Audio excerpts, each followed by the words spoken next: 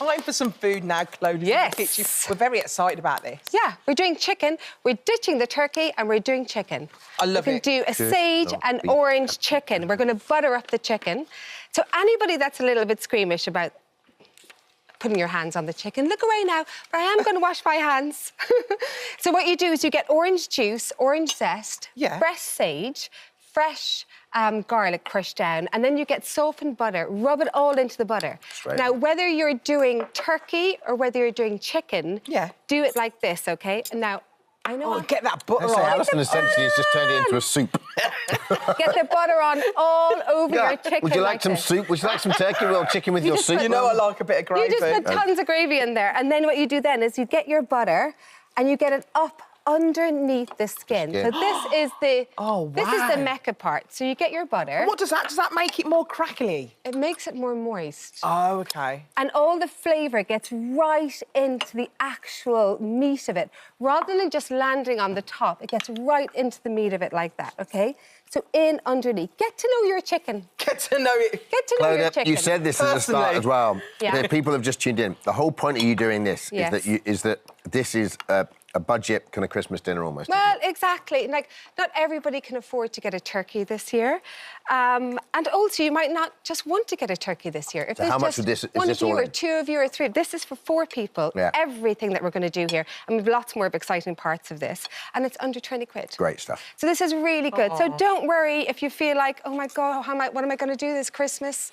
This is what you're going to do. Just follow me on what I'm going to do. So this is, I mean, it looks a little bit messy now, but once it goes in, now wash your hands, everybody. Wash your hands I like in lovely hot water. And getting involved, getting my hands involved. So do I. And then, you know, when I juice the orange, you've got this left over, right, which is the cavity of it. Stuff that into the cavity of the chicken. And then you've got another one left up. I would just tear it up and squash it in anywhere that adds more flavour. Now, is that flavour or moisture? Huh? What does that give? Flavour or moisture? Flavour. Flavour. A little bit of the citrus. It's all about the flavour. If you've got any little bits of sage left over like that, pop them underneath and make a little trivet for your little chicken underneath that. Because what that does is when it goes into the oven, right, the heat goes like this and the heat goes under here. So whatever's under your chicken infuses the whole meat. That goes into the oven for 120 minutes at 200 degrees Celsius. And just leave it there. But you don't need any foil or anything like that. You don't need any foil or anything like that. You want to get it lovely and crisp. Now, how do you get the undercarriage of the chicken crisp? The undercarriage. You know, sometimes that on the bottom, every now and again, I get like a crispy bottom. I love that. You love a crispy bottom. I love a crispy bottom on the chicken. That's actually probably the easiest part to get crispy because that's what gets the hottest. So onto the perfect roast potato. Now, which these are, by the way. They are, and I have to say, my brother-in-law Johnny might be watching because yesterday he made the perfect roast potato, and I said that I would use his way today. So here we go. This is just Johnny, who I've met. Yes. Oh, he's the nicest guy. He is the nicest man. So this is how to make my brother-in-law roast potatoes. OK, so what you do is you get your potato, peel them. Yeah. And then what you want to do then is cut them into quarters or half so that they're nice and small. You do want to parboil them because when you parboil them, you basically loosen up the potato. So then you get that lovely crunchy little bits around of it. And then into a tin, what you do is you pop in, or into a bowl, because this goes in with the chicken. Yeah. So it doesn't have to be a roasting dish like this. But what you do is then you get your potatoes, drain them off so there's no water in them like that. And I would usually do 3 potatoes per person. Yeah, about that. That's fine. Right? Come on. I'd actually cut them up smaller. Can we not go little ones? You like little ones? You could do little. I like little. I find that the smaller they are, the more crispy they go. Yeah. That is true. That's what I like. That is very true. But I'll tell you why I've left them a little bit this size.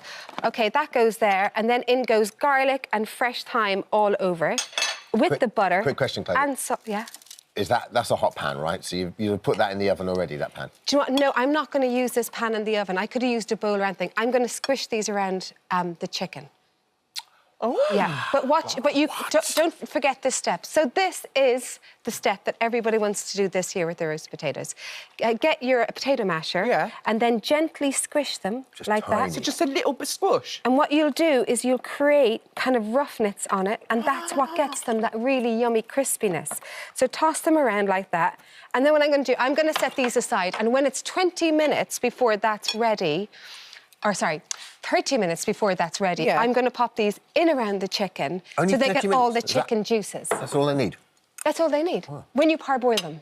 But you have to parboil them. Okay, some on good tips to, there. this is, I think, the recipe of the day. This is called stuffins, okay? And they look like this when they come out of the oven. It's my new little invention. It's a muffin stuffin. So what you do is you get a muffin tray and you line it with streaky bacon. Just stretch out the bacon first, line it with it.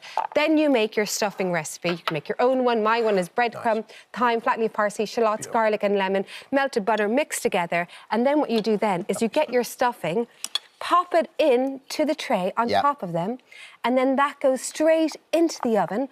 For 20 minutes. You could do those 2 days ahead, and they come out gorgeous and crispy like this. Then cranberry sauce. Nobody should be making cranberry sauce this year because it's so easy to make.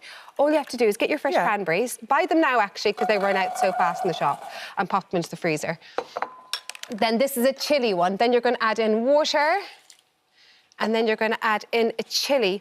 But what I do is I cut the chilli in half, take out all the seeds, pop it in like that. So it's not going to be too spicy. Exactly. Yeah. Exactly. So you'll get a kind of a hint of it. Ginger with cloves studded in it, caster sugar, and then cinnamon. I love that you make your own cranberry sauce. Nice, isn't it? Yeah, it's nice, so isn't nice. it? It's so easy to do, and it comes out looking like this. Look at that. Delicious. Look at that. It's so lovely. good. And then I think, like, when you're... Oh, that's warm. When you're plating it all up, do it in a big dish like this. See this guy? You know, and put it all in the middle of the table. Do you like when people just come and get what they want? Exactly. And I do. I think that when you're doing something like this, where you don't have the big turkey, so you still want to have this big kind of hero arriving at the table. I like it, as long as, you know, every now and again you see a little bit and you go, we really want that bit, and then someone else has it. You're like, oh, they just got the wing. You do that? Oh, I get so envy, yeah. And that's what it, and then bring it all to the table like that. I mean, 20 quid, you got your cranberry sauce and the stuffings. Wonderful. Lovely, Clodagh. Thank you, Clodagh. Taste is great as well. It's a hit. Thanks, Definitely Clodagh. a hit.